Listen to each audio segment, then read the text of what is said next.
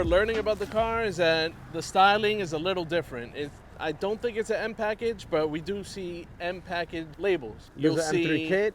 It has a spoiler. There's spoilers. The skirts are different. The front bumper's different. The back bumper's different. It's just not your average Z3. So this was either modified from factory or modified, outside of the factory. Oh, so, we're not sure, but we're learning about these things as we see the car. And so as you can see on the rear, we have the spoiler, which is pretty dope. Again, we're still learning to see if this is an aftermarket or a factory option. In the back, it has all the tools, all the toolkit, everything you need in case you're stranded in the road somewhere. Yeah, God forbid. Because it came from Japan, it is a right-hand drive. That's what makes it even cooler. Just being on the right-hand side is a different experience. I mean, just picture this, right? Picture you, it's a hot summer day. You take the top off, you're driving, you turn on the car, and you just, you're in the freeway, and you're just going 100 miles per hour, the wind blowing through your hair. People say, hey, nice car. And That's poetic, very poetic. But true, because this car only weighs about 2,800 pounds. And when you have that much horsepower, I mean, it's gonna go. It's going. Yeah.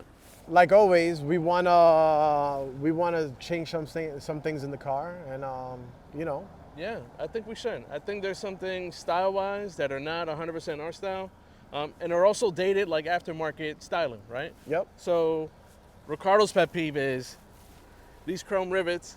Matter of fact, let me take them off right now. No, because we don't know, we don't want that smoke just yet. So those chrome rivets were very old school aftermarket parts, dated. They were probably cool in the 90s. And they do protect the door. They do. From bump scratches when you open them. Right? The aftermarket lights, it was probably cool at the time, but in this day and age, this is not that cool. It kind of dated the wrong way. I would say there's still more rivets even down here. I don't know if Rick saw that or not, but now he knows. Oh my God! Yeah. This guy really went in. He did. Another thing is the badging is a little worn out. That's just from weather and years.